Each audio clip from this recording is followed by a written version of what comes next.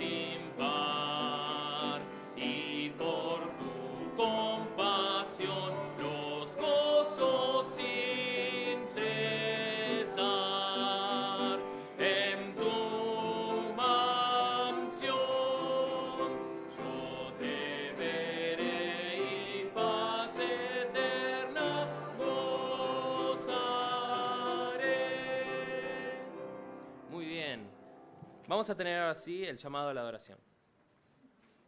Vamos a adorar al Señor en esta tarde leyendo de Salmo 46. Salmo 46. Lindas palabras que hablan de nuestro Señor. Salmo 46 que dice así: Dios es nuestro amparo y fortaleza, nuestro pronto auxilio en las tribulaciones. Por tanto, no temeremos aunque la tierra sea removida y se traspasen los montes al corazón del mar, aunque bramen y se turben sus aguas y tiemblen los montes a causa de su braveza. Sela. Del río sus corrientes alegran la ciudad de Dios, el santuario de las moradas del Altísimo. Dios está en medio de ella, no será conmovida. Dios la ayudará al clarear la mañana. Bramaron las naciones, titubearon los reinos.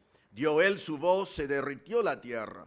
Jehová de los ejércitos está con nosotros. Nuestro refugio es el Dios de Jacob.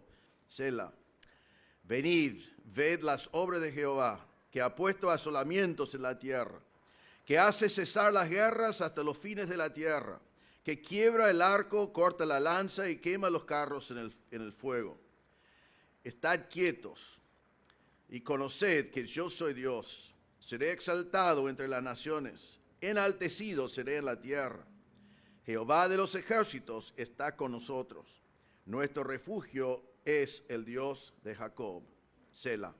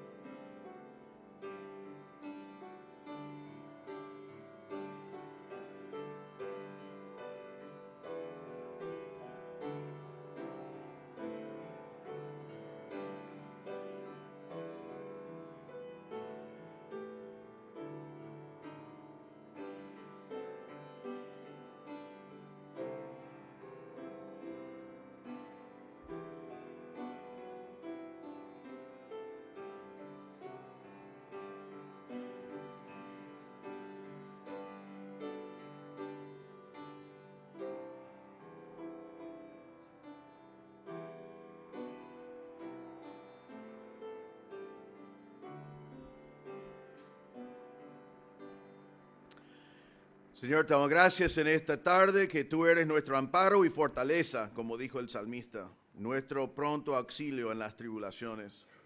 Y hemos venido en esta tarde para estar quietos delante de ti y conocer que tú eres Dios. Y para exaltar tu nombre aquí en este lugar, para salir de este lugar después, para exaltar tu nombre entre las naciones.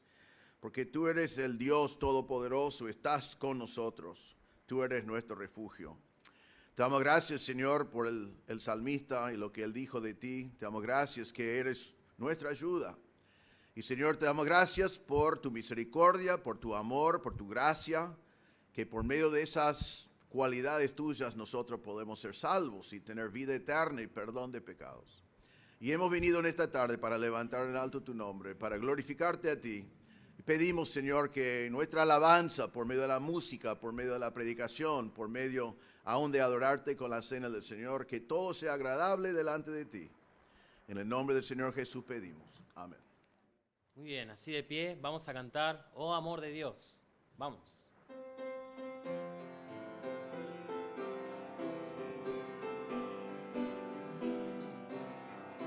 Vamos.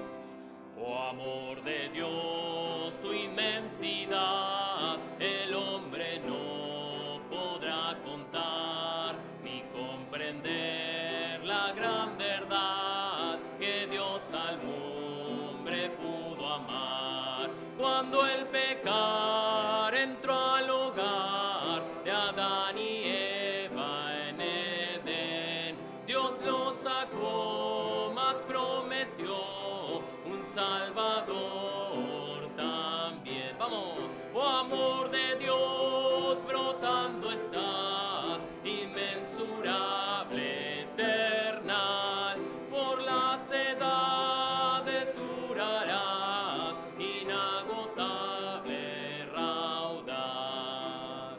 Si fuera tinta todo el mar y todo el cielo un gran papel y todo hombre un escritor y cada hoja un pincel para escribir de su existir no bastaría jamás. Él me salvó y me lavó y me da el cielo además. Oh amor de Dios, brotando estás, inmensurable, eternal, por las edades durarás, inagotable raudal.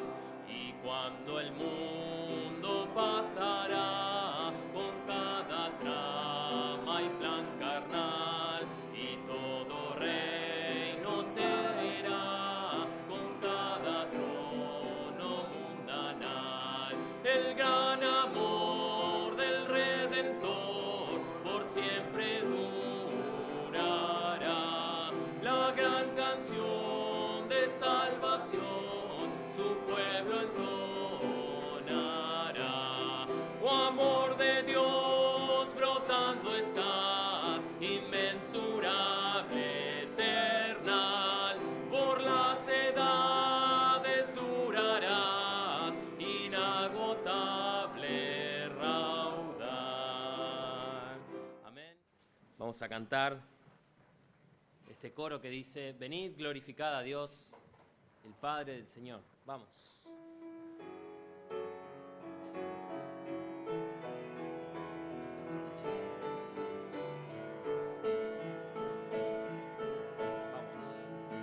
Venid, glorificad a Dios, el Padre del Señor. En Cristo Él nos derramó su eterna bendición. Sin manchas, puros en su luz, nos destinó a ser sus hijos adoptados por la sangre de Jesús. Te daremos la gloria por tu gracia, bondad y amor. Te daremos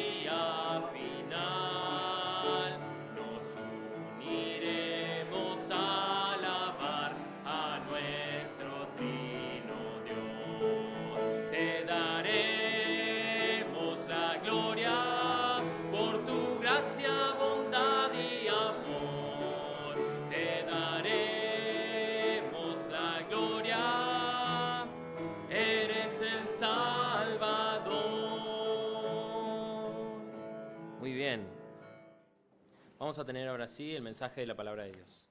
Muy buenos días, hermanos.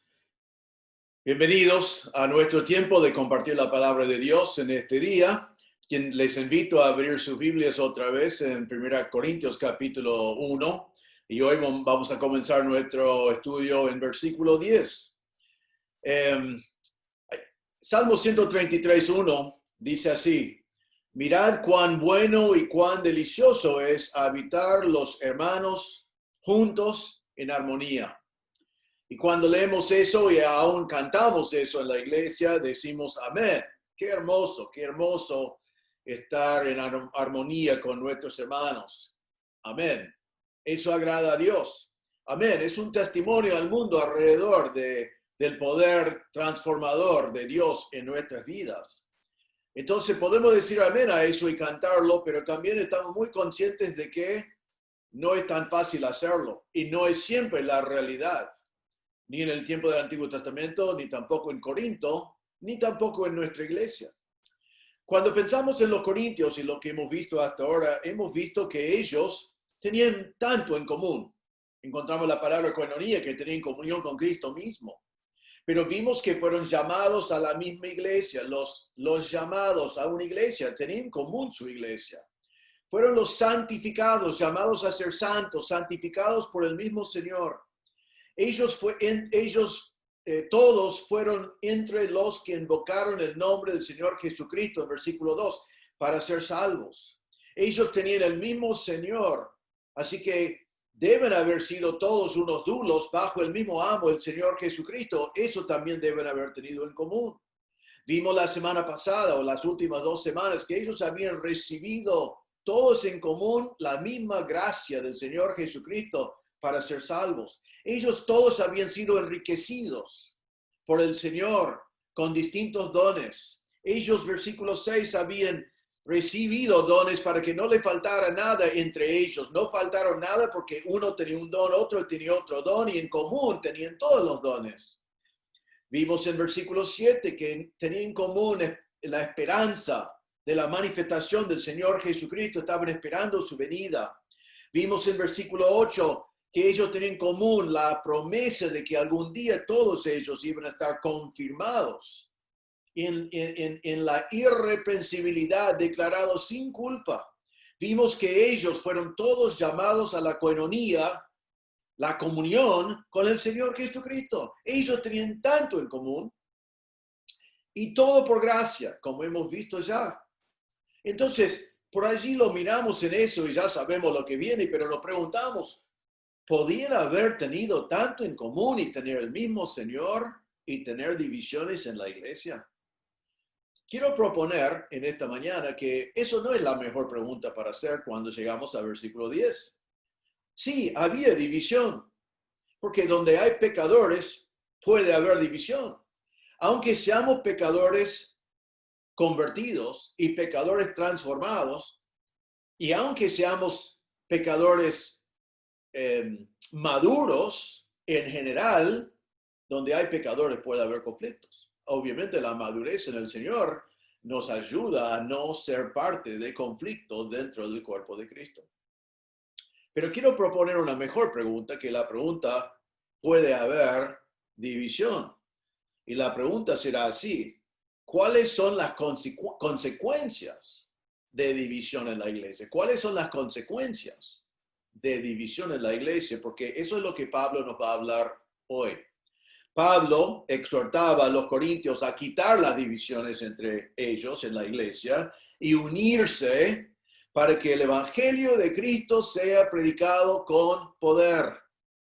Como siempre, en todo lo que hemos visto hasta ahora, Pablo está hablando de distintos temas, pero todo gira alrededor de lo mismo. Él está pensando en algo más grande que los pequeños problemas que tienen los corintios. Y aquí va a exhortarles que quiten las divisiones, pero no simplemente para que puedan decir qué hermoso que es que tengamos armonía, aunque eso es hermoso y es lindo, es importante, sino él está diciendo que hay que quitar la división en la iglesia y unirse para que el evangelio de Cristo sea predicado con poder.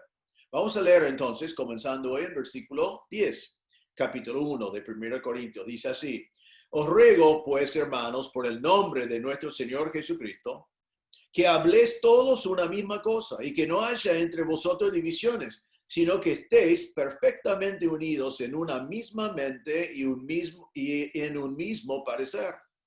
Porque he sido informado acerca de vosotros, hermanos míos, por los de Cloé, que hay entre vosotros contiendas.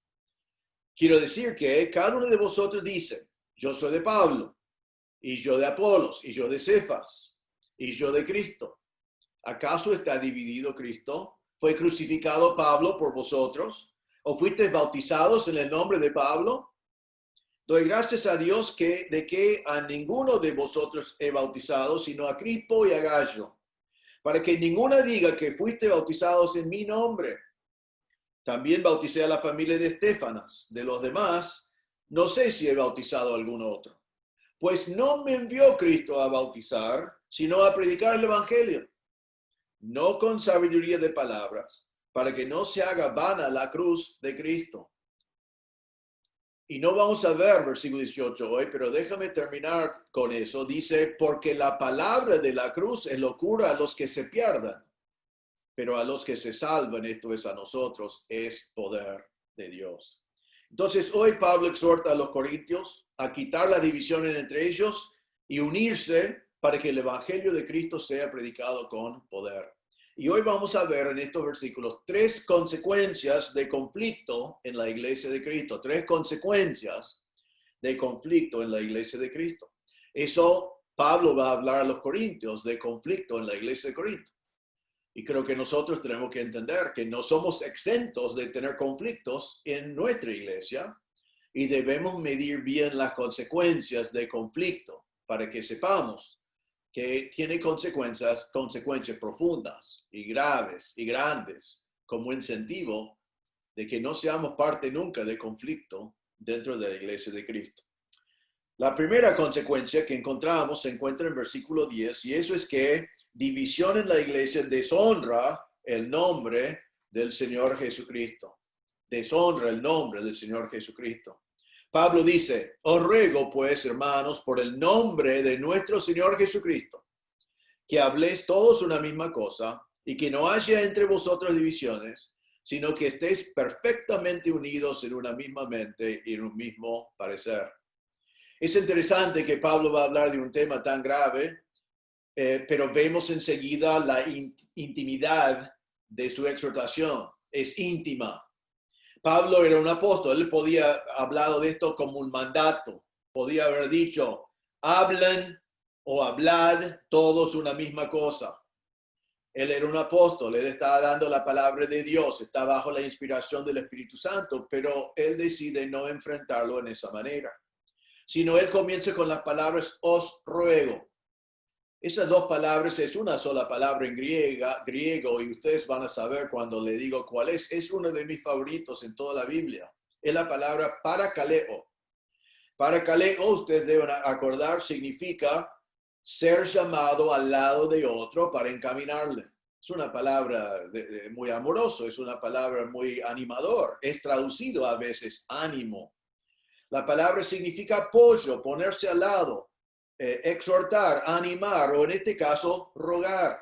Pero es un ruego de uno que está puesto al lado de otro para ayudarle a elegir el mejor camino. No es un mandato, aunque podía haber sido. Era un apóstol, él podía hacerlo. Pero lo que va a expresar a los corintios no es un mandato, sino el gran deseo que tenía el apóstol Pablo para los corintios. Vemos que en esta carta íntima, él comienza con esa idea y dice, os ruego, parakaleo, me pongo al lado de ustedes, hermanos. Él les habla como hermanos. En versículo 11 va a decir, porque he sido informado acerca de vosotros, hermanos míos. Otra vez Pablo quiere marcar el hecho, como ya hemos visto en capítulo 1. Él reconoce que son hermanos, son creyentes, tienen problemas, pero son creyentes, han sido salvos por gracia. Han sido enriquecidos por gracia, han sido llamados a la comunión con el Señor Jesucristo con gracia, y aunque ahora va a enfrentar pecado en su vida, les dice, hermanos míos, son mis hermanos. En esta carta, 1 Corintios, hay 39 referencias de Pablo a palabras que significa ser parte de la familia de Dios, como hermanos, como padre, etc. Él marca toda su carta en hablar con ellos como sus hermanos. Son hermanos porque Pablo tenía comunión con Jesús y ellos tenían comunión con Jesús. Él dice acá que está hablando en el nombre de nuestro Señor Jesucristo. Es nuestro Señor, es tu Señor y mi Señor. Es algo que compartimos juntos. Somos llamados a la comunión con Jesús y somos todos coherederos con Cristo. Entonces está comenzando llamándoles hermanos, son salvos y son hermanos de Pablo. Un pecador hermano salvo por gracia, hablando a otros pecadores hermanos salvos por gracia. Y vemos que él habla a ellos por el nombre de nuestro Señor Jesucristo. Él comienza con la autoridad del nombre del Señor Jesucristo y está diciendo que todo lo que le va a decir los está diciendo en el nombre del Señor Jesucristo y ellos tienen que responder por medio del nombre del Señor Jesucristo. Recuerden, en versículo 1 vimos que fue el mismo Jesucristo que le llamó a él a ser un apóstol. Él está hablando aquí de su autoridad en hablarle de estas cosas. En versículo 2 vimos que todos fueron salvos por invocar el nombre de nuestro Señor Jesucristo. La salvación vino por este nombre. Y ahora está exhortándoles en el mismo nombre del Señor Jesucristo. Es el mismo Señor Jesucristo que fue el autor de toda la gracia que los corintios recibieron, que vimos en las últimas 2 semanas, en versículos 4 a 9. En versículo 13 a 15, en nuestro pasaje, Pablo habla del bautismo. Es el mismo Señor Jesucristo en el nombre del cual ellos han sido bautizados. En Hechos 4:12 nos dice que es el nombre en el cual han sido salvos, porque allí dice, en ningún otro hay salvación, porque no hay otro nombre dado a los hombres bajo el cielo en el cual podemos ser salvos. Este nombre del Señor Jesucristo es el nombre en el cual ellos tienen vida eterna. El nombre del Señor Jesucristo. Es el nombre de la cabeza del cuerpo de Cristo, del cual ellos son miembros. Pablo nos va a decir cuando llegamos a capítulo 12 estas palabras, porque así como el cuerpo es uno y tiene muchos miembros, pero todos los miembros del cuerpo, siendo muchos, son un solo cuerpo, así también Cristo. Cristo es la cabeza. Este hombre en el nombre del cual Pablo les está escribiendo es la cabeza del cuerpo y todos los corintios fueron miembros del cuerpo como nosotros también somos. Entonces, con esta frase, Pablo está marcando el hecho de que somos todos miembros del mismo cuerpo y les escribo estas cosas en el nombre de nuestro Señor Jesucristo, quien les salvó, el nombre en el cual han sido bautizados, el nombre que queremos glorificar con nuestras vidas y en nuestra iglesia. Está marcando que en la iglesia de Cristo ni raza, ni clase social, ni color, ni nacionalidad, ni educación es lo que nos unifica, si lo que nos unifica es Cristo. Lo que tenemos en común es Cristo. Y somos todos miembros del cuerpo de Cristo. Entonces Pablo, representando el nombre del Señor Jesucristo, viene hablando a ellos por medio del nombre del Señor Jesucristo. Y él los ruega. Él está comunicando su gran deseo. Ahora, él les va a comunicar que todo lo que ellos hacen refleja sobre el nombre del Señor Jesucristo. Como son salvos y ya tienen su nombre, la iglesia tiene el nombre de Cristo, todo lo que ellos hacen refleja sobre el nombre de Cristo. Y cuando no hacen lo que corresponde para la gloria de Dios, están deshonrando el nombre del Señor. Y por eso estamos viendo que la primera consecuencia de división en la iglesia es deshonrar el mismo nombre del Señor Jesucristo. Ahora, Pablo aquí en versículo 10 nos da, utilizando 3 subjuntivos. Un subjuntivo aquí indica que son los anhelos de Pablo, son sus deseos. Otra vez, podría haber hecho mandatos, pero él está diciendo, hermanos, lo que deseo para vosotros y de vosotros son estas 3 cosas. ¿Cuáles son? Aquí están. Primero, en versículo 10. Primer deseo de Pablo, que habléis todos una misma cosa. Él quiere que hablen correctamente. Ahora, ¿por qué quieren que hablen toda misma cosa? ¿Qué estaban hablando? Miren versículo 12. Dice, quiero decir, la misma palabra, decir, hablar, que cada uno de vosotros dice la misma palabra, hablar, y miren lo que estaban diciendo. Unos decían, yo soy de Pablo, yo soy de Apolos, yo soy de Cefas, yo soy de Cristo. Entonces, ¿qué estaban hablando? Estaban hablando de grupitos, estaban hablando de división, estaban hablando de competencia, estaban hablando con orgullo de que yo soy seguidor de fulano, el hombre tal, entonces yo soy superior a vos porque yo fui bautizado por Pablo, por Cefas o por Apolos y yo soy seguidor de ellos. Eso es lo que estaban hablando. Estaban hablando en versículo 15. Pablo dice, para que ninguna diga que fuiste bautizados en mi nombre. Entonces estaba el peligro que algunos estaban diciendo, yo fui bautizado en el nombre de Pablo. Ah, sí, pero yo fui bautizado en el nombre de Pedro. ¿Qué te parece?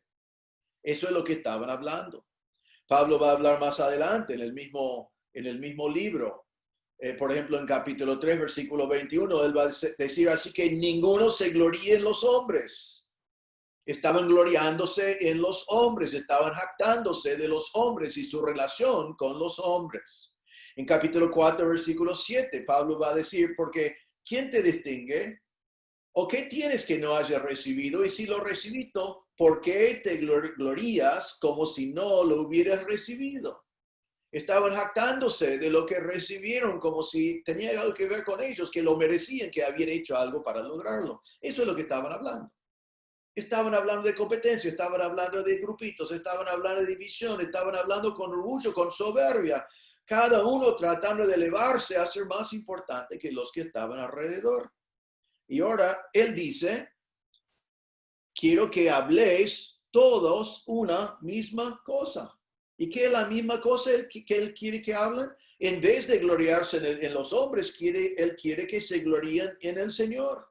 Al final del capítulo 21, en versículos 29 y 31, dice, a fin de que nadie se jacte en su presencia, más por él estáis vosotros en Cristo, el cual nos ha sido hecho por Dios sabiduría, justificación, santificación y redención, para que, como está escrito, el que se gloríese en el Señor. ¿Qué vino del Señor? Sabiduría, justificación, santificación, redención. Vamos a ver todas esas cosas cuando llegamos. Todo vino del Señor, no vino de Pablo, no vino de Apolos, no vino de Pedro, vino del Señor. Y lo que Él quiere que ellos estén hablando es que estén gloriándose en el Señor. En capítulo 3, versículos 21-23, Pablo les va a decir, así que ninguno se gloríe en los hombres, porque todo es vuestro, sea Pablo, sea Apolo, sea Cefas, sea el mundo, sea la vida, sea la muerte, sea lo presente, sea lo porvenir, todo es vuestro. Y vosotros de Cristo y Cristo de Dios. Todos estos hombres Dios ha traído a sus vidas, pero no es la propiedad exclusiva de alguno o de un grupo, son una bendición a todos los hermanos. Todos son suyos. Y vosotros son de Cristo, que es lo más importante. Entonces, ¿qué está diciendo aquí? Mi deseo, mi ruego, hermanos, por el nombre del Señor Jesucristo, es que dejen de hablar de grupitos y deben hablar con orgullo, que dejen hablar con soberbio, que dejen de competir y que hablen todos la misma cosa. ¿Y qué es la misma cosa? Nos gloriamos en el Señor y la gracia que vimos en las últimas semanas que hemos recibido de Él. El segundo deseo lo encontramos aquí. Y que no haya entre vosotros divisiones. Que no haya divisiones. La palabra en griego es la palabra cisma. Cisma. Nosotros tenemos esa palabra. Está diciendo que no haya roturas, que no hayan fisuras, conflictos, división, disensión, rasgos, fragmentación. Él no quería que el cuerpo de Cristo esté dividido en partes. Es el cuerpo de Cristo, tiene que estar unido. En número 3 dice, sino que estéis, otra vez subjuntivo, que estéis perfectamente unidos en una misma mente y en un mismo parecer. La palabra perfectamente unidos en griego es una sola palabra, es que catartizo, que es una palabra del mundo médico, realmente del mundo de cirugía, que significa poner un hueso. Está diciendo, quiero que ustedes, donde ha sido fragmentación, que los huesos estén puestos de vuelta en su lugar. Que haya cirugía para arreglar las fisuras.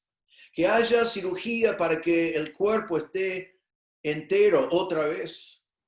Es muy parecido a lo que Pablo va a decir a los Efesios en 4:16 de Efesios, de quien todo el cuerpo, bien concertado y unido entre sí por todas las coyunturas que se ayudan mutuamente, según la actividad propia de cada miembro, recibe su crecimiento para ir edificándose en amor. Entonces Pablo dice, yo sé que hay conflicto, pero mi gran deseo es que haya cirugía, que no haya más conflicto, que haya reconciliación de relaciones rotas, que las relaciones rotas sean soldadas, que sean arregladas con cirugía si sea necesario. La palabra dice perfectamente unido porque significa completamente unido, unido por completo, restaurado, como un tejido, con reconciliación total, para que el cuerpo esté fuerte, un solo cuerpo. El verbo también es un perfecto que indica que esto debe ser el estado continuo del cuerpo de Cristo, un estado continuo de unidad completo. Y la palabra también significa, y esto es importante para nuestro estudio hoy, una restauración con un propósito. ¿Por qué queremos tener un cuerpo de Cristo fuerte? Para que podamos mostrar los músculos y jactarnos que somos el cuerpo local más grande o el cuerpo local más algo.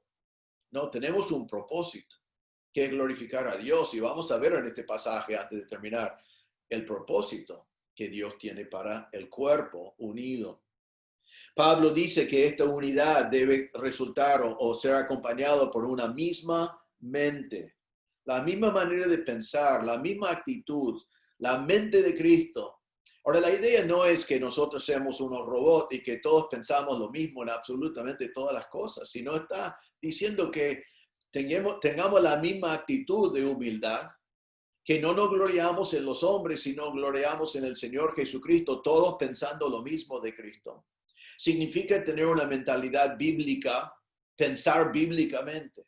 Cuando ocurre algo en la vida, ¿qué hacemos? Corremos a la Biblia, corremos a la autoridad, corremos a la sabiduría de Dios. Y todos hacemos eso y tengamos la misma mente, pensando con una orientación de vida cristiana para la gloria de Dios. En Romanos 15, 5 y 6, Pablo dice, pero el Dios de la paciencia y de la consolación os dé entre vosotros un mismo sentir según Cristo Jesús, para que unánimes, a una voz, glorifiquéis al Dios y Padre de nuestro Señor Jesucristo. Entonces está hablando de unidad, está hablando de que glorificamos a Dios pensando lo mismo, con una misma mente que está basado en la verdad de la palabra de Dios. Entonces, en una misma mente. Y después dice, y en un mismo parecer. La palabra parecer es clave aquí porque significa propósito, con el mismo propósito, con la misma intención, un propósito mayor. Entonces debemos preguntarnos en la iglesia, ¿cuál es mi propósito? Mi propósito es llamar la atención a mí mismo. Mi propósito es elevarme a mí para que sea más importante. Mi propósito es decir, yo soy del grupo de los élite, que yo fui bautizado por alguien mejor que vos, que yo soy un discípulo de alguien mejor que vos, que yo tengo dones que yo creo que son mejores que los tuyos. O mi propósito mayor es honrar el nombre del Señor Jesucristo aquí. Honrar el nombre de nuestro Señor Jesucristo. Glorificar a Dios, honrar a su nombre. Y vamos a ver más adelante, tener poder en la prédica del Evangelio. Saben que en un tiempo en mi vida era miembro de una organización cristiana y yo siempre observaba que esa organización, en mi opinión, pusieron un valor en la unidad que yo diría, no sé si fue extremo, pero yo diría que fue sin propósito. O sea, estaban dispuestos no a hacer la obra de Dios si todos estaban unificados en no hacer la obra de Dios. Estaban dispuestos a no dedicar mucho tiempo a la prédica si todos estaban unidos. O sea, el valor más grande fue no tener conflicto, pero no sabían por qué. Tenía el simple propósito de decir, no tenemos conflicto. Y aquí Pablo está diciendo en un mismo parecer, con un mismo propósito. La unidad es importante en sí porque glorifica a Dios. La unidad es importante porque somos uno en Cristo, pero la unidad en Cristo tiene un propósito. Y hemos visto aquí en versículo 10 que la primera consecuencia de conflicto en la iglesia es deshonrar el nombre de nuestro Señor Jesucristo. Unidad con propósito glorifica a Dios. Desacuerdo, conflicto, disensión en la iglesia revela al mundo entero que no somos lo que Dios quiere que seamos. Así que eso es la primera consecuencia. Número 2, la segunda consecuencia, comenzando en versículo 11. La segunda consecuencia del conflicto en la iglesia de Cristo es que revela la carnalidad de los hermanos. Revela la carnalidad de los hermanos. Una cosa sabemos, donde hay conflicto, hay carnalidad. El Espíritu Santo no produce conflicto. El Espíritu Santo nos da el vínculo de paz. El Espíritu Santo nos unifica.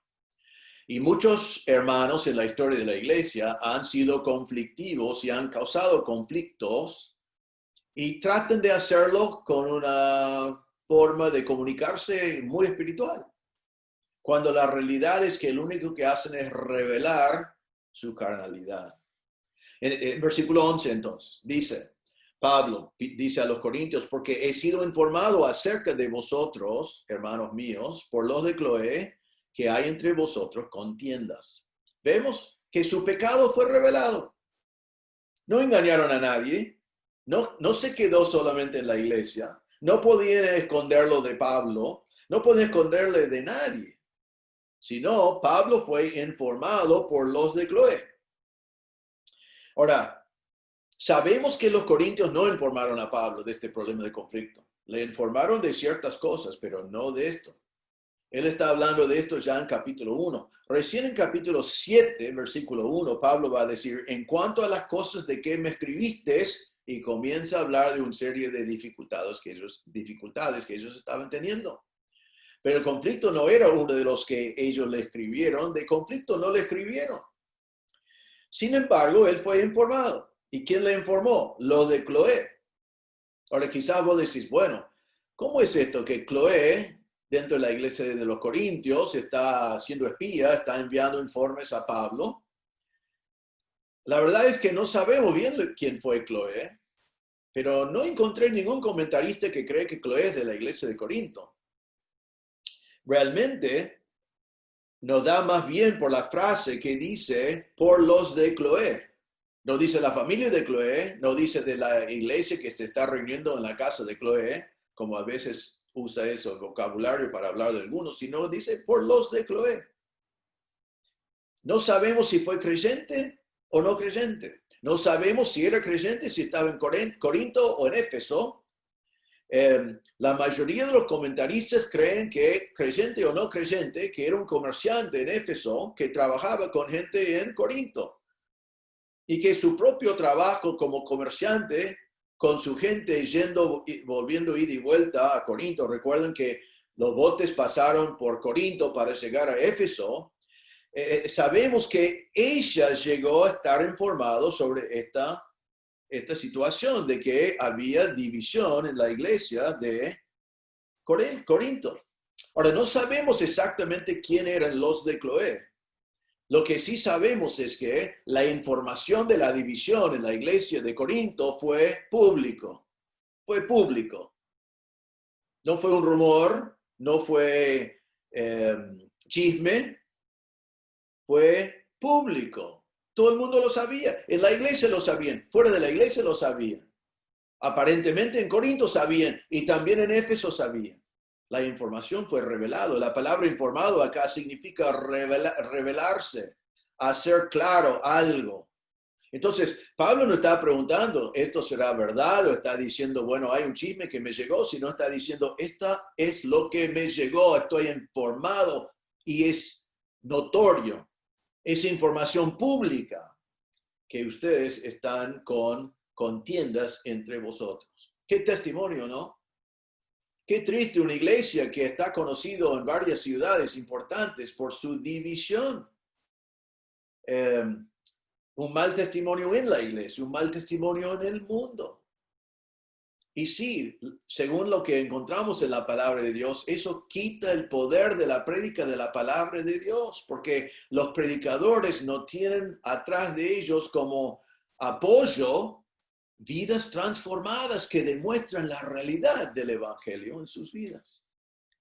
Esto es un mal testimonio. En Juan 13, Jesús dijo en versículos 34 y 35, un mandamiento nuevo os doy, que os améis los unos a los otros, como yo os he amado, que también os améis unos a otros. En esto conocerán todos que sois mis discípulos, si tuvieres amor los unos por los otros.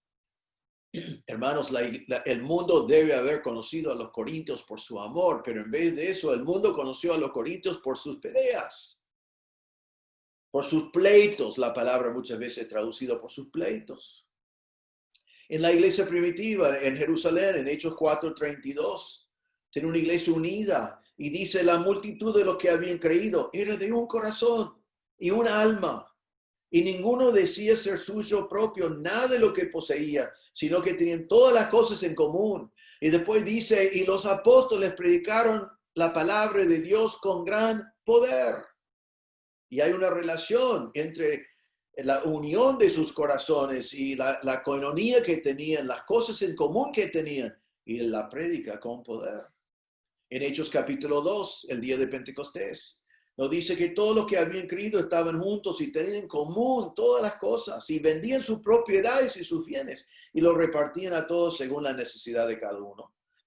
Y perseverando unánimes cada día en el templo y partiendo el pan en las casas, comían juntos con alegría y sencillez de corazón, alabando a Dios y teniendo favor con todo el pueblo. Y el Señor añadía cada día a la iglesia los que habían de ser salvos. ¿Qué encontramos allí?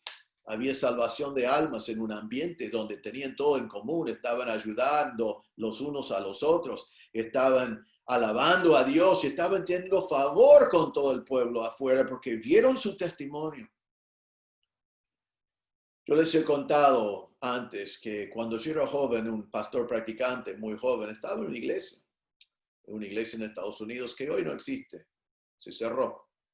Pero en aquel entonces fue una iglesia relativamente grande, pero una iglesia con un testimonio pésimo. En el barrio, ellos tenían varios pastores, ya me olvido el cuento, por lo menos 5 pastores consecutivos que cuando terminaron en esa iglesia no estaban más en el ministerio.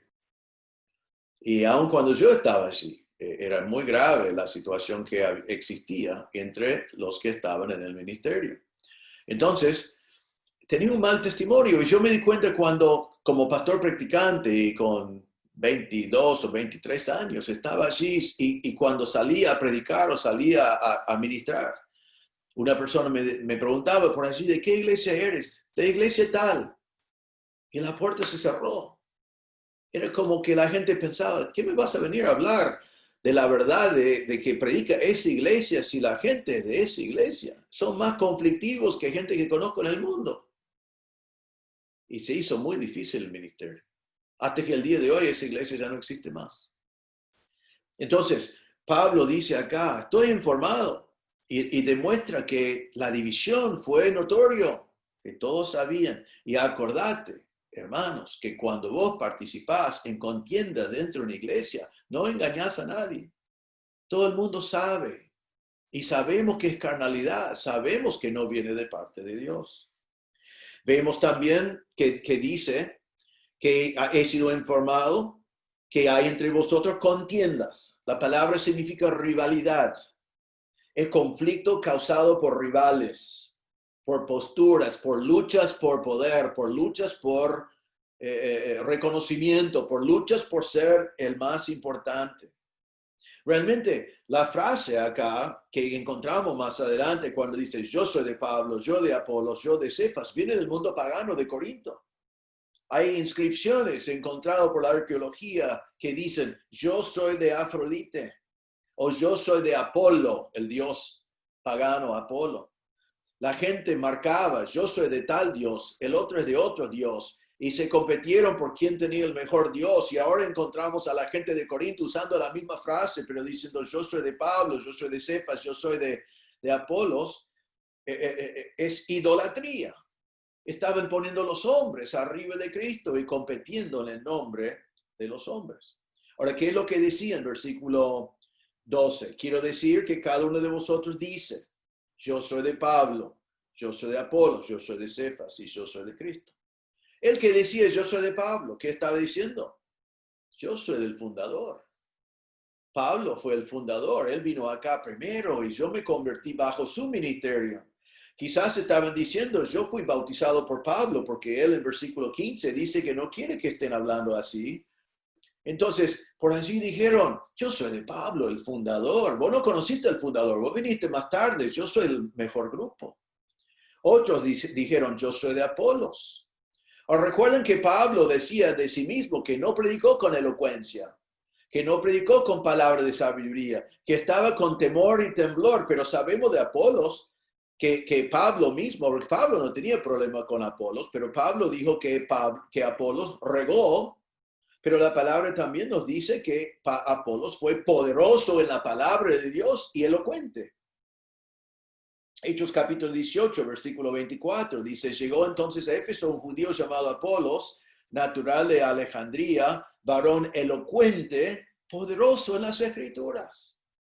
Entonces algunos dijeron, pero vos sí, está bien, te convertiste con Pablo y él es el fundador, pero ¿viste cómo predicaba? No fue elocuente. Fue muy rústico su forma de comunicar. Yo me convertí con Apolos, el mejor predicador que hemos escuchado. El elocuente, el poderoso en la palabra. Yo soy de él. Y te digo, si vienen los dos, ¿quién vamos a ir a escuchar a predicar? Apolos, él es el mejor predicador que hemos conocido. Yo soy de él. Algunos dijeron, yo soy de Cefas. Cefas es el nombre de Pedro.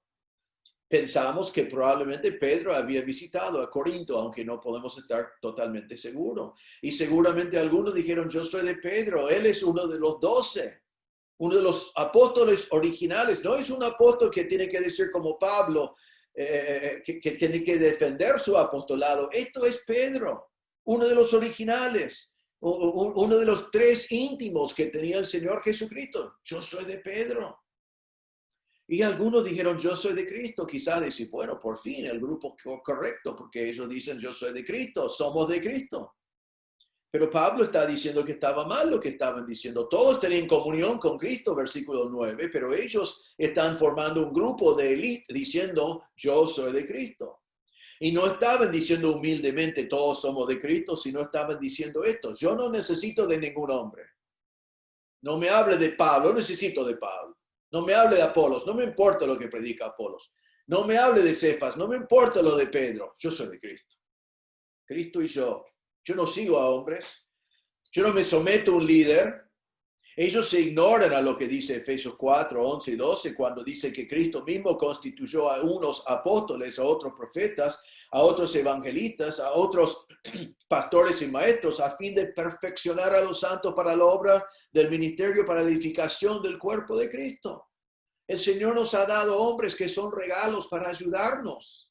Estas personas dijeron, yo no necesito de los hombres. Ellos ignoraron de Hebreos 13, versículo 7, que dice, acordaos de vuestros pastores que os hablaron la palabra de Dios. Considerad cuál haya sido el resultado de su conducta e imitad su fe. En vez de ver, el Señor me mandó buenos predicadores y buenos pastores. Este grupo dijo, yo no necesito de los hombres. Fueron ignorantes de Hebreos 13, 17, que dice, obedeced a vuestros pastores y sujetaos a ellos, porque ellos velan por vuestras almas como quienes han de dar cuenta, para que lo hagan con alegría y no quejándose porque esto no es provechoso. Ellos ignoraron de todas esas cosas. Ignoraron de 1 Corintios 3, 22 y 23, que vamos a ver en unas semanas, donde Pablo dijo, sea Pablo, sea Apolo, sea Cefas, sea el mundo, sea la vida, sea la muerte, sea lo presente, sea lo porvenir, todo es vuestro. y vosotros de Cristo, y Cristo de Dios. Así que Pablo está diciendo, no digan soy de Pablo, no digan que soy de Apolos, no digan que soy de Cefas, y tampoco digan que soy de Jesús y no necesito de ningún hombre. Y esto es bueno para nosotros, hermanos.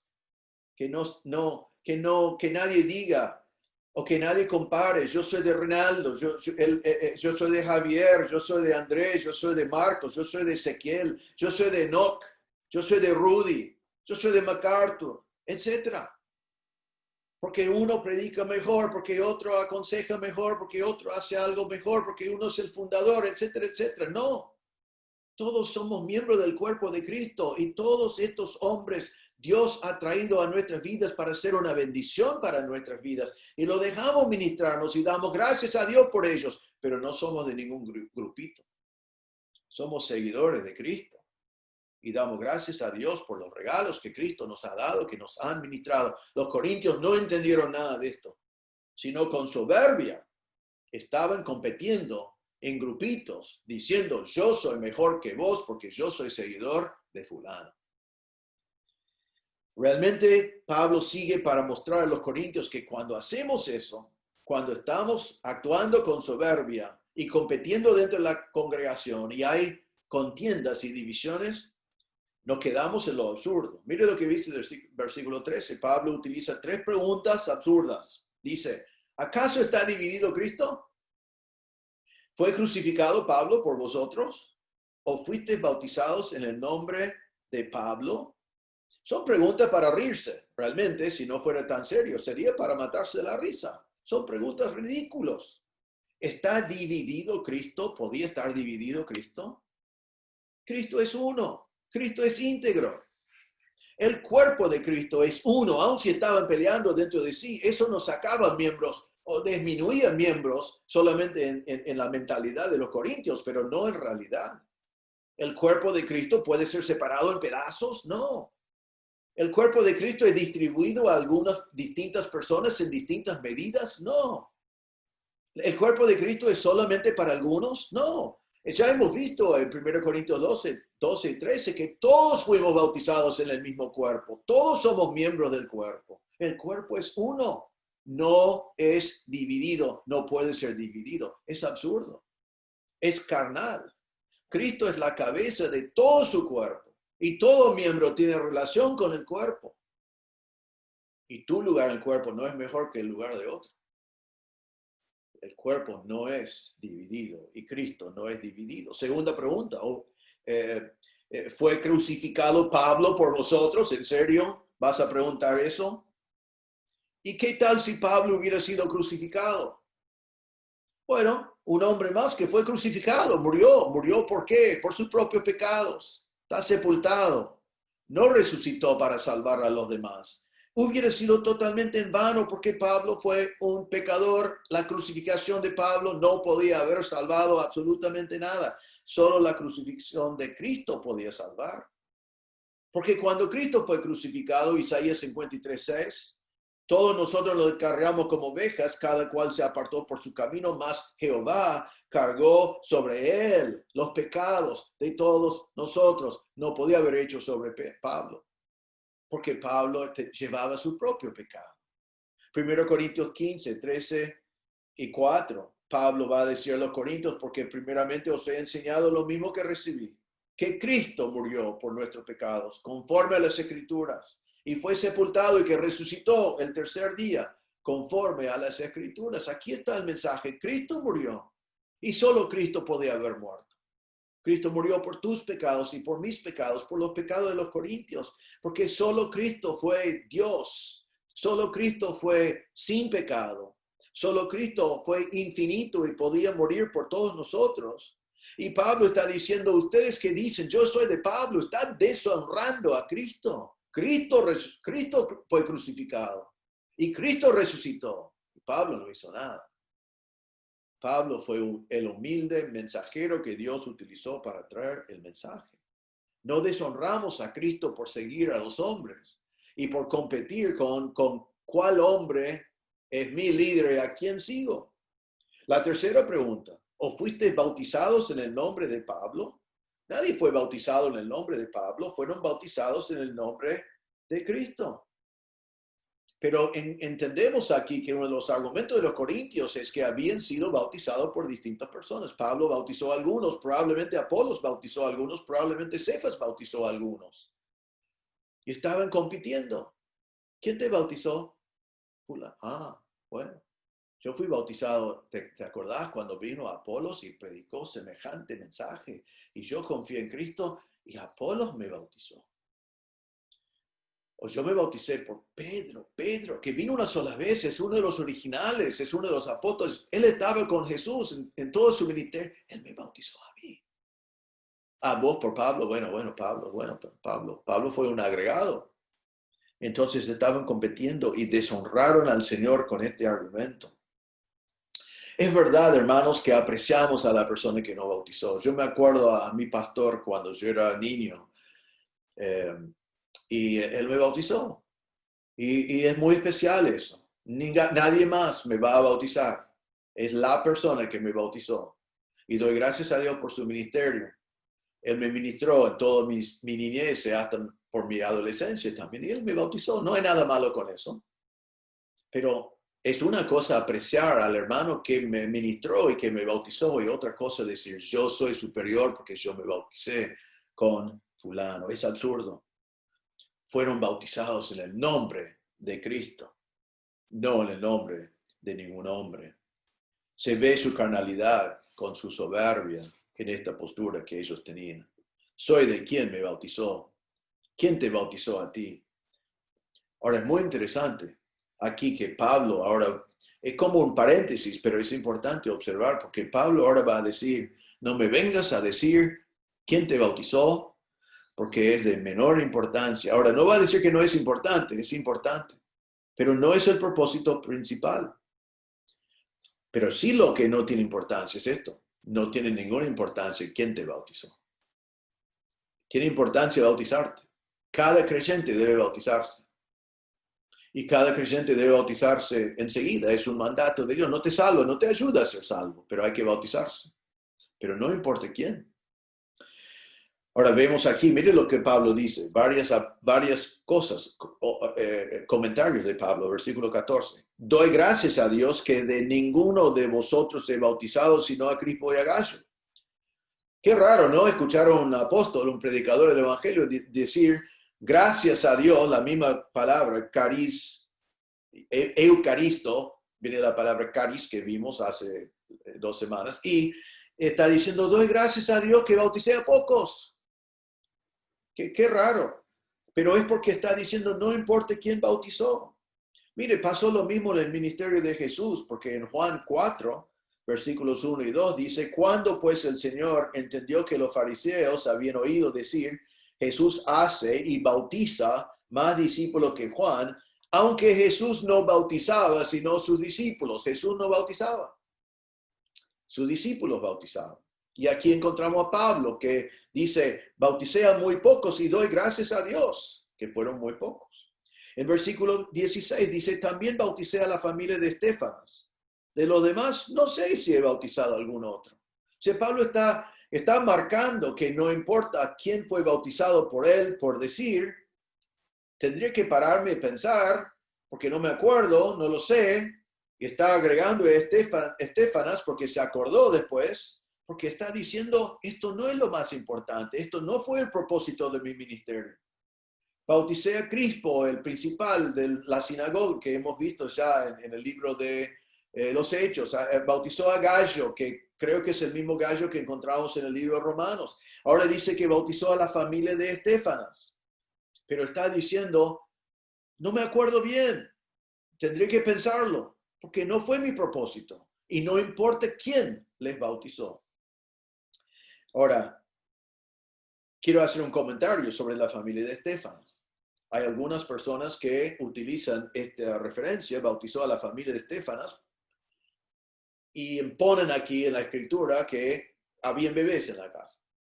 Ahora pueden observar que no dice que había bebés en la casa, no dice que bautizaron a recién nacidos acá, pero es como el mejor versículo que tiene la iglesia, que las iglesias que bautizan a los chiquitos, a los bebés.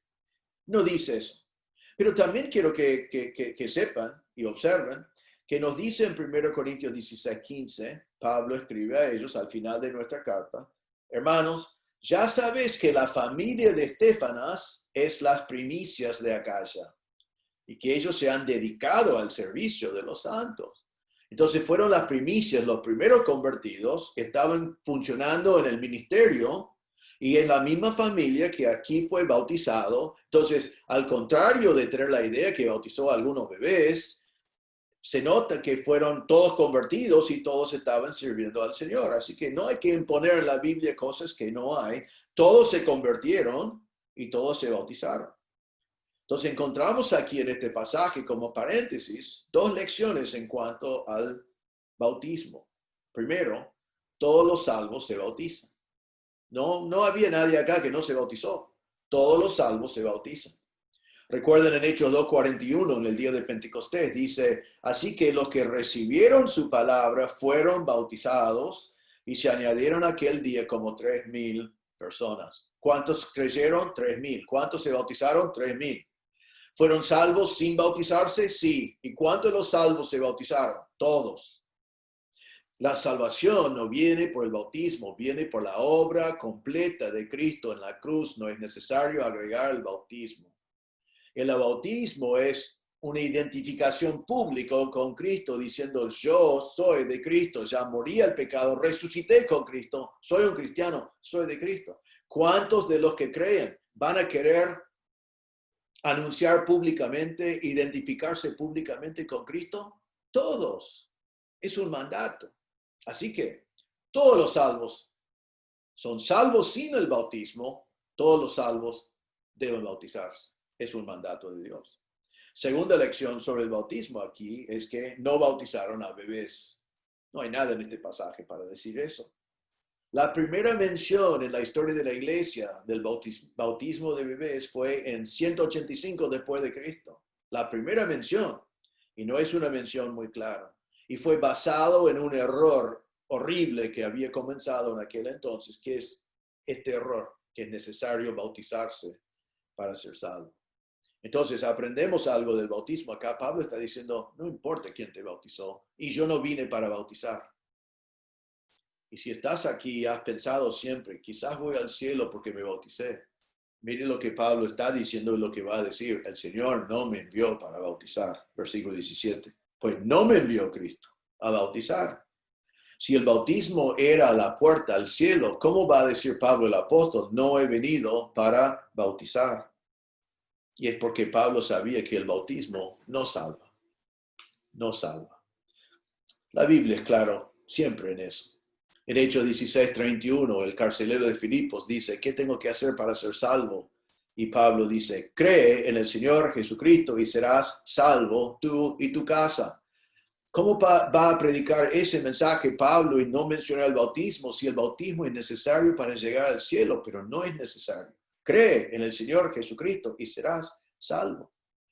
En Hechos 8:36 y 37 había un eunuco que mencionamos cada vez que tenemos un bautismo en nuestra iglesia. Dice que yendo por el camino estaban estudiando la palabra de Dios y el eunuco dijo: aquí hay cierta agua. ¿Qué impide que yo sea bautizado? ¿Qué es necesario para que yo sea bautizado? Y Felipe estaba predicando a él y dijo: si crees de todo corazón, bien puedes. Y respondiendo dijo: creo que Jesucristo es el Hijo de Dios. Y se bautizó. Pero no se bautizó para ser salvo, se bautizó porque ya era salvo.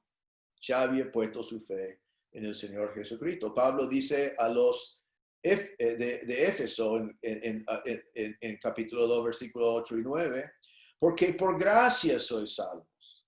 O sea, gratuitamente, sin obra, sin hacer algo, por medio de la fe. Fe en la obra del Señor Jesucristo. Y esto no de vosotros, pues es don de Dios, no por obras, para que nadie se gloríe. Entonces, Pablo dice: el Señor nos envió a bautizar, el bautismo no es necesario para la salvación. Pablo tenía otro propósito.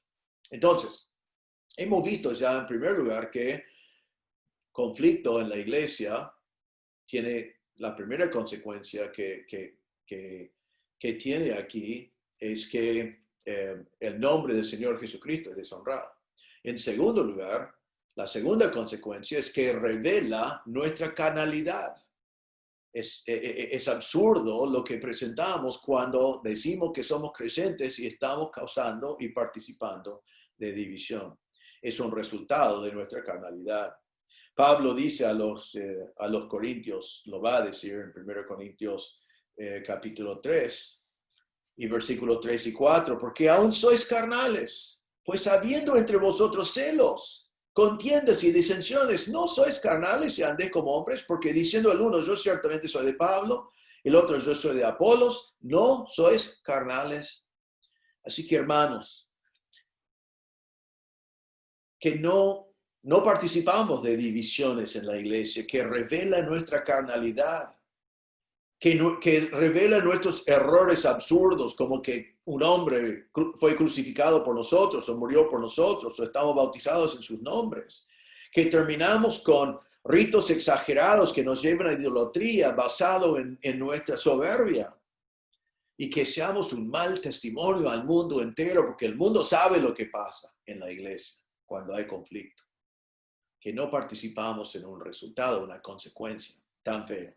Por último, y brevemente, la tercera consecuencia, y yo diría lo más importante, es que división en la iglesia estorba la prédica del evangelio con poder. Estorba la prédica del evangelio con poder. Versículo 17, Pablo dice, pues no me envió Cristo a bautizar, sino a predicar el evangelio. No con sabiduría de palabras, para que no se haga vana la cruz de Cristo. ¿Qué fue el propósito del Señor en enviar a Pablo? Bueno, primero miramos en esa palabra enviar. No me envió Cristo. Esa palabra enviar en griego, la palabra apostelo. Recuerden que vimos eso en versículo 1. Es la palabra del cual sacamos la palabra apóstol. Pero aquí está utilizado en una forma general. No está diciendo no me envió, no me hizo apóstol Cristo para bautizar. Sino está diciendo, ya sabiendo que es apóstol, ¿por qué el Señor me envió a Corinto? Me envió no a bautizar, sino a predicar el evangelio. Dios tenía un propósito de enviar a Pablo. El propósito no fue ser un árbitro, no fue ser director de un equipo, no fue ser parte de una secta, sino, y no era para bautizar, porque el bautismo no salva, era para predicar el evangelio. Era su comisión, era su prioridad, era su propósito, predicar el evangelio. Ahora, ¿qué es el mensaje que Pablo predicó entonces? El evangelio, la palabra acá significa buenas noticias. Vino con buenas noticias. ¿Cuáles son? Ya sabemos. El mensaje que él va a decir a ellos en capítulo 15, que Cristo murió por nuestros pecados, conforme a las Escrituras, que fue sepultado y que resucitó el tercer día, conforme a las Escrituras. Somos pecadores, necesitamos que alguien muriera por nosotros. Cristo murió en nuestro lugar, pagó la cuenta por nuestros pecados. Las buenas noticias es eso, que Cristo murió en nuestro lugar para que nosotros seamos salvos. En 1 Corintios 1, 23, que vamos a ver la semana que viene, y capítulo 2, versículo 2, que vamos a ver en algunas semanas, dice así, pero nosotros predicamos a Cristo crucificado. Para los judíos, ciertamente tropacedero, y para los gentiles, locura. En capítulo 2 dice, pero me propuse no saber entre vosotros cosa alguna, sino a Jesucristo y a este crucificado. Eso fue el mensaje de Pablo, eso fue su propósito. Fue predicar el evangelio. Romanos 1:16, porque no me avergüenzo del evangelio, porque es poder de Dios para salvación a todo aquel que cree. No el bautismo y ninguna otra cosa. Pablo dice, he venido para predicar lo que tiene poder, que es el evangelio.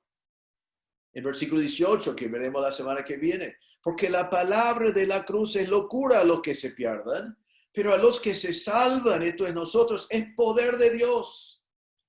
Entonces Pablo dice, yo no vine para ser un árbitro, no vine para ver todo este conflicto, no vine para que peleen sobre quién bautizó a quién, yo no vine para bautizar, yo vine para predicar el evangelio, el Señor me envió por eso.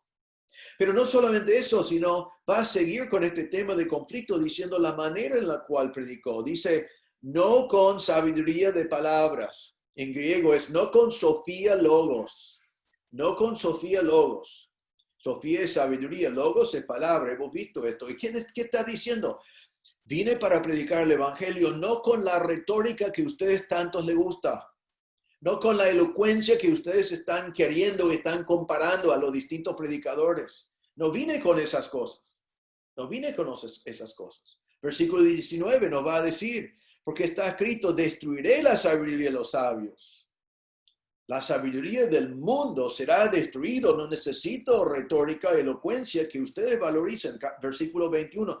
Pues ya que en la sabiduría de Dios el mundo no conoció a Dios mediante la sabiduría. La sabiduría del hombre no te lleva a Dios.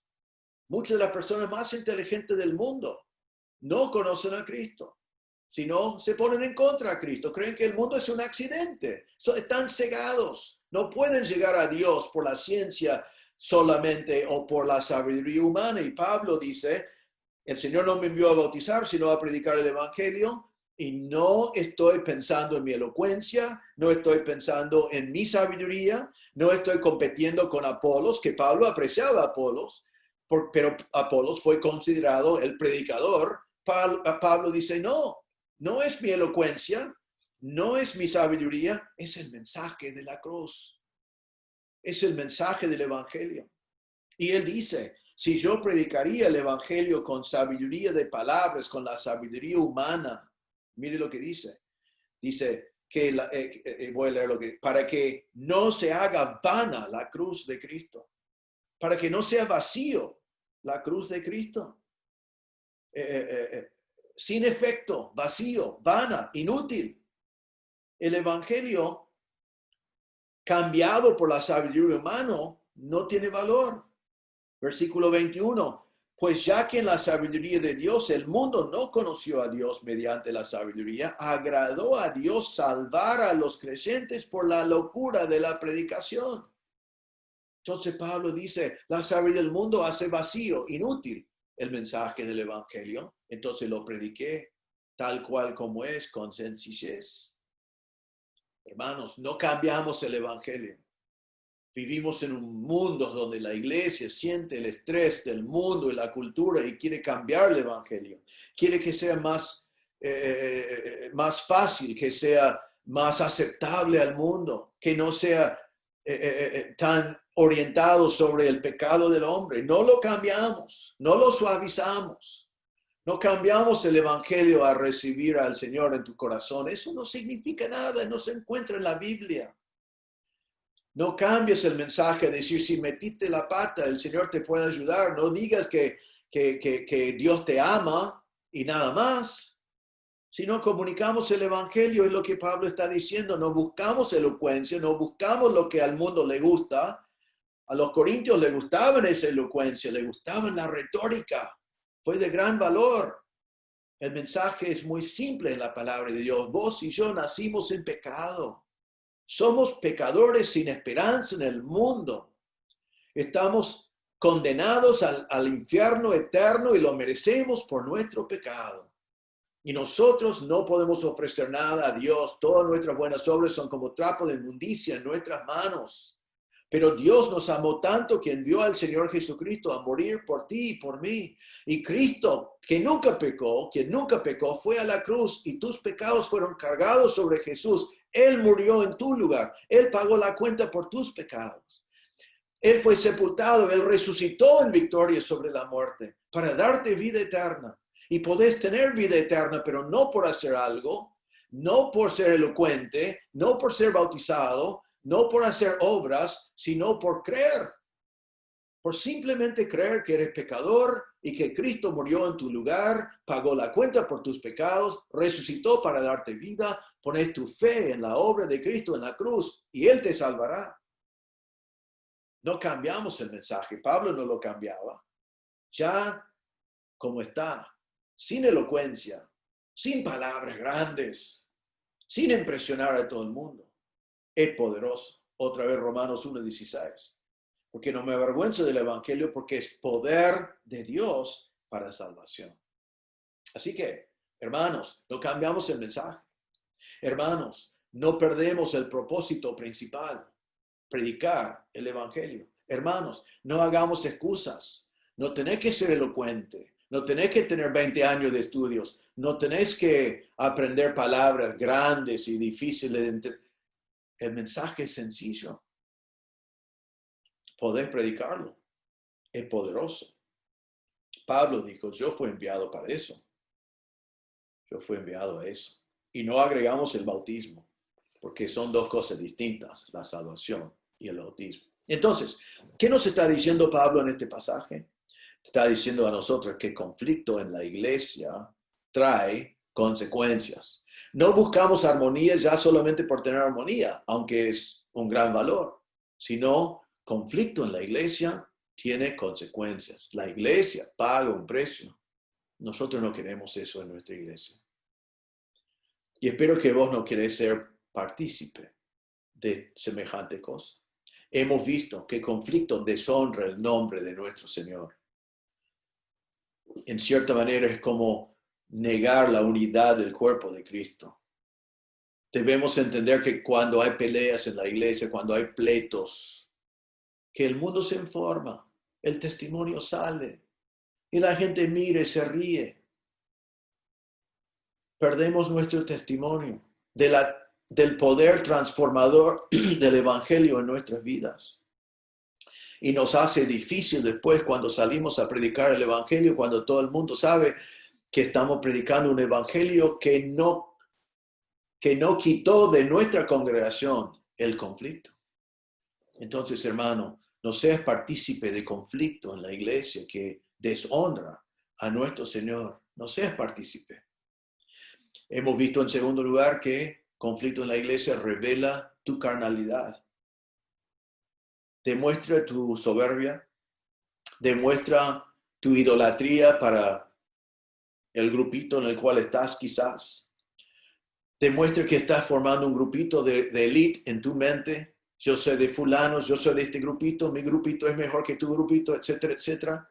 Demuestra tu carnalidad. Terminas con ritos exagerados como ellos. Yo fui bautizado por fulano. Yo acepté a Cristo bajo la predica de Mengano. Yo soy del grupo pequeño de tal persona. Demuestra tu carnalidad y te quedas expuesto en tu carnalidad delante de todo el mundo.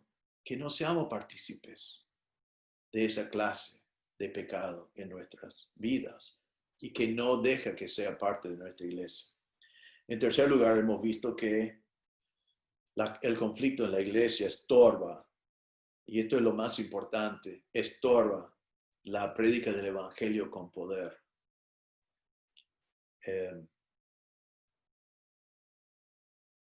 Me gusta predicar todos estos textos en este tiempo porque en general nuestra iglesia está muy unida. Doy gracias a Dios por eso. Hay mucha unión, hay mucha coinonía, hay mucho alelón, hay mucho ministerio entre hermanos, hay mucho amor. Todo eso es una gran bendición. En la historia de nuestra iglesia, sobre muchos años, hemos tenido algunos pequeños momentos de conflicto, porque somos pecadores y surge. No con eso quiero decir que lo esperamos en el futuro, sino queremos no tenerlo nunca más. Pero lo hemos tenido en algunos momentos. Lo que quiero decirles es esto. En momentos de conflicto en la iglesia, toda la obra del evangelio ha parado, se ha parado. En vez de salir a predicar el evangelio, toda la energía, toda la fuerza, todo el tiempo está dedicado a resolver conflictos. O en algunos casos de hacer más conflicto. Pero el evangelio está puesto al lado. Y cuando uno predica, encuentra puertas cerradas porque está estorbado. Cuando hay conflicto en la iglesia, toda la obra de Dios se para. Ya no hay tiempo para aconsejar, no hay tiempo para animar, no hay tiempo para exhortar, no hay tiempo para practicar los alelones. Todo el tiempo está dedicado a apagar fuegos, como decimos, a solucionar problemas, a tratar de traer resolución y reconciliación. Cuando hay conflicto en la iglesia, los propósitos de Dios no han cambiado, pero a veces quedan abandonados por la misma iglesia. Hermano, gracias a Dios no es el caso hoy en día. No debe ser el caso nunca. Es verdad que todos somos pecadores, entonces estamos expuestos a soberbia, estamos expuestos a hacer grupitos, estamos expuestos a querer ser parte de los élites, etc. Pero como pecadores convertidos también tenemos la posibilidad de rechazar todo eso. Ser hermanos maduros, amar los unos a los otros, ministrar los unos a los otros, perdonar los unos a los otros, tener misericordia los unos para los otros. Entonces les animo a no participar en conflicto. Va a haber momentos en el futuro de nuestra iglesia cuando podemos participar en conflicto si queremos. Te animo a decidir no participar de conflicto. ¿Hay maneras de enfrentar pecado en la congregación? Sí. ¿Hay maneras de enfrentar un hermano que peque contra ti? Sí. ¿Hay maneras de enfrentar falsa doctrina que se enseña? Sí. Pero son todas maneras que la Biblia explica que no tienen que producir conflicto. Entonces, cuando sea necesario enfrentar a alguien por cualquier razón que sea, lo hagamos, como dice Gálatas 6, con mansedumbre, con mansedumbre. Vamos y llevamos los unos las cargas de los otros, pero no participamos en conflicto. Una de las cosas que podemos hacer para no participar en esas cosas, y Pablo ya preparó todo esto en capítulo 1, es que podemos acordarnos de lo que tenemos en común en Cristo. En nuestra iglesia, todos tenemos en común a Cristo. Tenemos el mismo Señor, tenemos el mismo Salvador, tenemos el mismo Padre, tenemos la misma esperanza de la vida eterna, tenemos el mismo Espíritu Santo morando adentro, somos miembros del mismo cuerpo de Cristo, hemos todos recibido la misma gracia de Dios como vimos la semana pasada. Entonces, como tenemos tanto en común, de lo más importante de nuestras vidas, tenemos en común, entonces amamos los unos a los otros. Seamos humildes, sabiendo que recibimos todo del Señor y nos ministramos los unos a los otros. Y así, hermanos, no tenemos que deshonrar el nombre de nuestro Señor. No tenemos que tratar de destruir a pedazos el cuerpo de Cristo, que no se puede, pero podemos dejar esa impresión. No tenemos que terminar revelado delante de todo el mundo el hecho de que estamos peleados y con divisiones. Nada de esas cosas tiene que existir. Y podemos entonces dedicarnos a ministrar los unos a los otros, alelón, a disfrutar de linda coinonía, comunión, a predicar el evangelio en todo Don Torcuato, en toda la zona norte y hasta el fin del mundo, porque toda nuestra fuerza, toda nuestra energía, todo está dedicado a glorificar a Dios con nuestras vidas. Vivir para la gloria de Dios y predicar el evangelio a toda criatura. Así que hay grandes consecuencias. Los corintios sufrieron terribles consecuencias por la división que había en la iglesia. Que nunca sea así entre nosotros. Solo quiero terminar diciendo, si estás con nosotros hoy y no conoces a Cristo como tu Salvador, hemos compartido en este mensaje muchas veces el evangelio. Te animo a humillarte delante de Dios, reconocer que eres un pecador, date cuenta que no vas a poder salvar a ti mismo porque como pecador no hay nada que podés presentar delante de un Dios santo. Y venía a la cruz. Cristo murió allí por ti y tus pecados fueron cargados sobre él. En tu corazón, habla con el Señor en oración y decirle, Señor, reconozco que soy un pecador y no puedo salvar a mí mismo.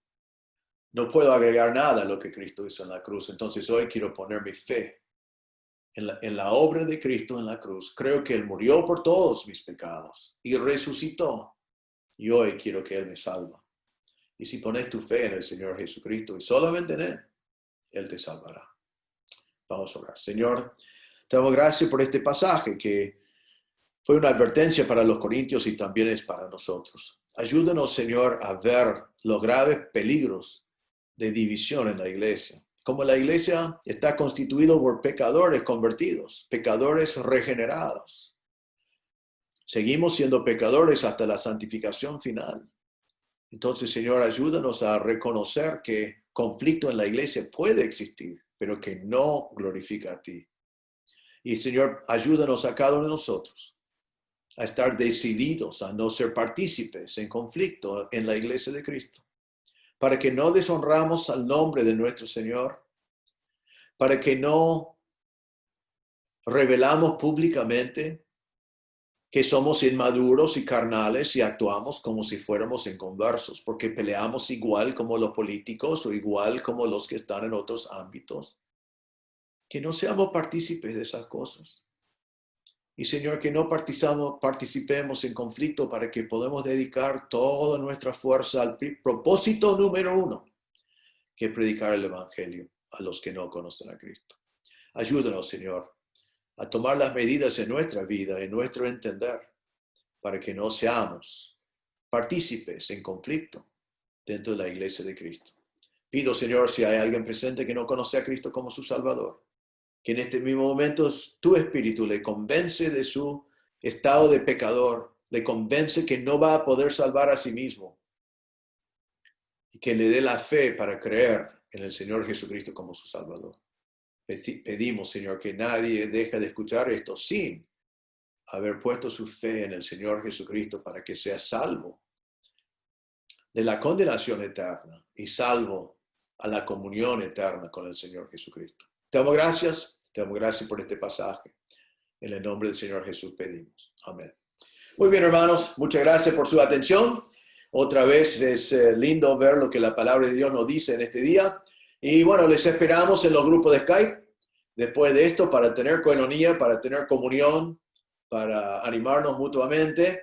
Y otra vez, si no eres partícipe de una reunión de Skype, por favor, comuníquenos para que podamos incluirte en un grupo. Hay 5 grupos todos los domingos en distintos horarios, así que avísenos y pueden participar también. Que el Señor les bendiga, que el Señor nos utiliza a cada uno de nosotros para su gloria en esta semana. Que el Señor les bendiga. Vamos a cantar La Cruz Excelsa.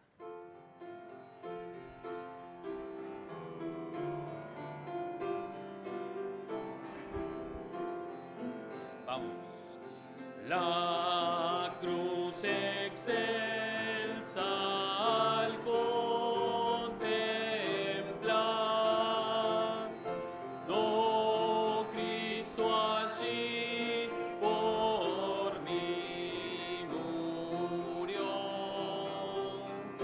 de todo cuanto estimo aquí, lo más precioso es su amor. No busco gloria ni honor, sino en la cruz de mi Señor. Las cosas que me encantan más, los sacrifico por su amor. Pueden tomar sus asientos. Gracias.